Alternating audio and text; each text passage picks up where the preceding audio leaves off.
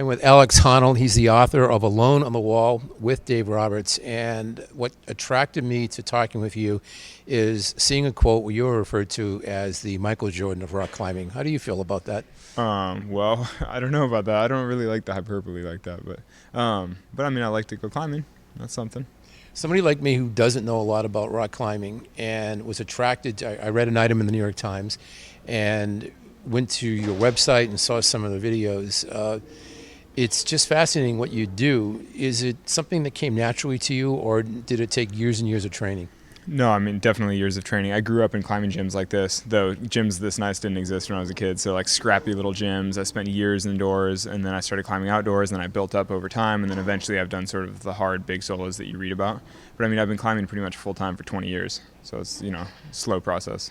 I read that you, and you get asked this question a lot, you live out of a van, you love to climb. This book and this tour, I saw that you were at Hampshire College and out in Hadley Amherst area yesterday. You're here in Watertown tonight. Is this taking you off your game to any degree?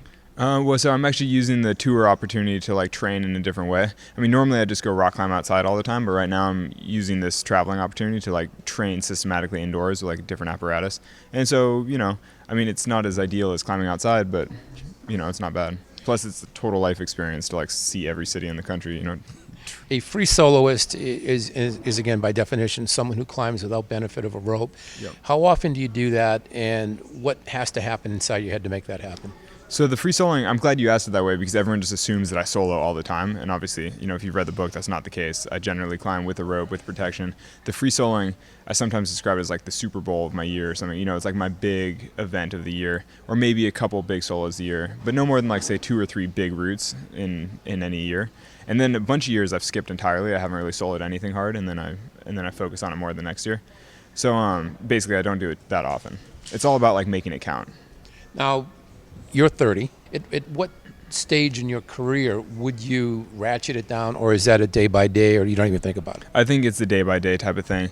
I think climbing has more longevity than most sports. I mean, it's relatively low impact. It's not like football where you're getting hit by 300-pound men.